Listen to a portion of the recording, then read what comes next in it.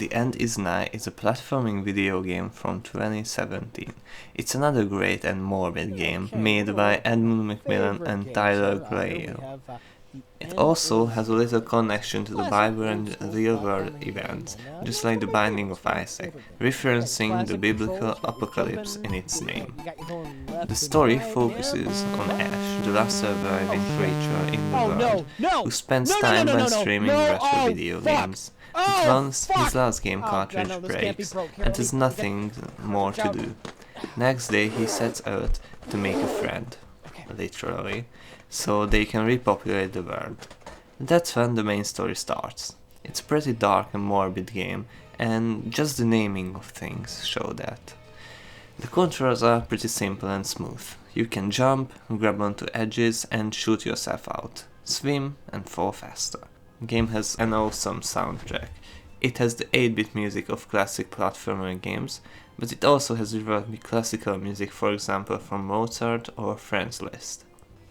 There are 9 big chapters in this part of the game, and you start from your house at the end. Then you get through arid flats and overflow, and finally arrive at the split, where you can choose your next destination. There are 3 paths you can choose from. You can go up through the Wall of Sorrow, which is memorial to the victims of political persecution by Joseph Stalin during Russia's Soviet era. After that, you can head forward through the chapter SS Exodus, which also has a connection to the real world, referencing Exodus 1947, which carried Jewish immigrants who survived the Holocaust to Great Britain. At the end of this chapter, you can collect the head of your upcoming friend. If you go down from the split, you arrive at the hollow, where you have to mostly go downwards. It's a pretty dark and creepy place, just by the looks of it, and I really like that. After you finally get down, you arrive at a hellish place, where everything is filled with lava, called Golgotha, referencing where Jesus was crucified in the Bible. Its icon on the map is a fork with 3 prongs, meaning the 3 people who were crucified. At the very end, you can collect the body of your friend. The last path leads to a retrograde, which leads to the machine. The machine is almost like a labyrinth, with its complicated routes and puzzles. You can find your first key here, which can open doors in this chapter, or secrets anywhere else. The machine is the biggest of these chapters, being the game's first part's last chapter. At the end, you can collect your friend's last missing piece, its heart. There are of course also collectibles. You can collect 1 tumor in every room and mega tumors, worth 5 tumors in secret paths. When you collected all 3 parts of your friend, you can go home and build it. Ash gives a little speech about how great everything is now, until one day he wakes up and the world just died again.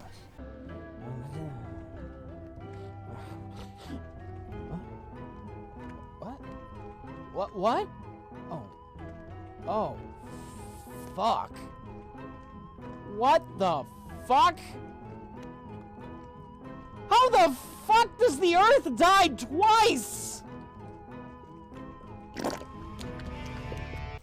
After completing the first part of the game, you get to the future, where all your tumors become your health. At every death, you lose 1 tumor. Of course, you get back all your tumors at the checkpoint or after you die. Gosh, that sounded weird, not like this game isn't fucked up or anything like that. In the future, there are no tumors, you just try to go through the chapters with the least death. You start in anguish, and visit gloom, blight, ruin and acceptance. Each icon on the map resembles Ash feeling worse and worse. Once you get to acceptance, you find your friend on a giant glowing orb. Ash accepts that he and his friends are different and he can be with it, maybe because it isn't alive. After that, the whole orb starts to blow up and you have to climb back to ruin, just under 6 minutes. If you get out, the world blows up and Ash, finally accepting his fate, blows up too. But if you had at least 450 tumors and jumped into the glowing orb, you get teleported to Nevermore, the last chapter, which functions the same way as every other future chapter. Just your number of tumors got reduced by 450. If you reach this chapter's end, you get another ending where Ash becomes one with the world. You also get a game cartridge here. The other main collectible in the game is game cartridges. You can find at least one cartridge in every single chapter.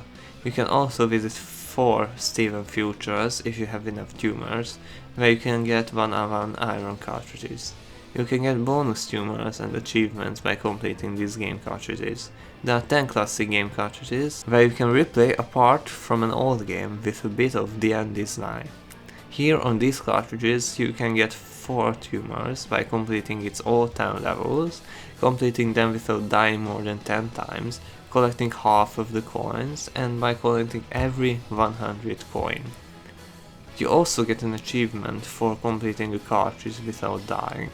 After you unlock every classic cartridges, you unlock a new one with all of them, so you have to do now everything in a row, every 100 levels. The next are the iron cartridges. Here you can get only 1 tumor and 1 plus achievement for completing the cartridge and for completing it without death. These are just simple tower climbing platformers with one little twist.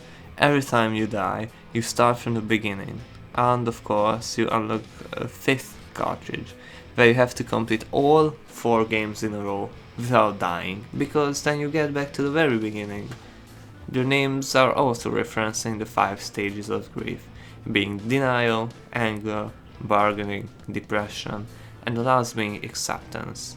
The names are sure fitting because you will get depression by the end of it, especially if you try to do it in Deathless. The last game cartridges are obtainable in the future chapter, and they are the glitch cartridges. Here you can die infinite amount of times, but they are also the hardest games.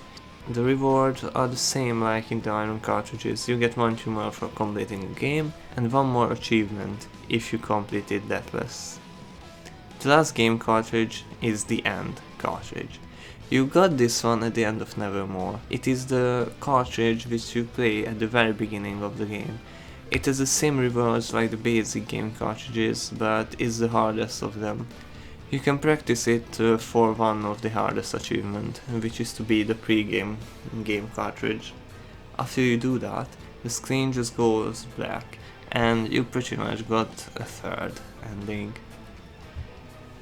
There are 3 other miscellaneous achievements, one for beating the whole game until the ending screen under 1.5 hours, one for beating the game just under 200 deaths, and 1 final for beating the whole game without dying even a single time. I have to confess something, I didn't actually complete every achievement because Edmund is just a sadist and I didn't really have the time and effort to do it. I want to complete other games too, but I'm sure I will come back from time to time to this game to finally finish it. I really wanted to review this game because this is my first review and I really like this game.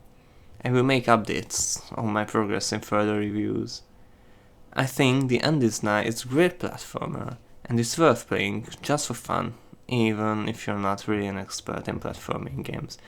It's pretty basic in the means of achievements, excluding the game cartridges part. I would rate The End is Nigh for an 8 out of 10 and its completion difficulty for a 9 out of 10.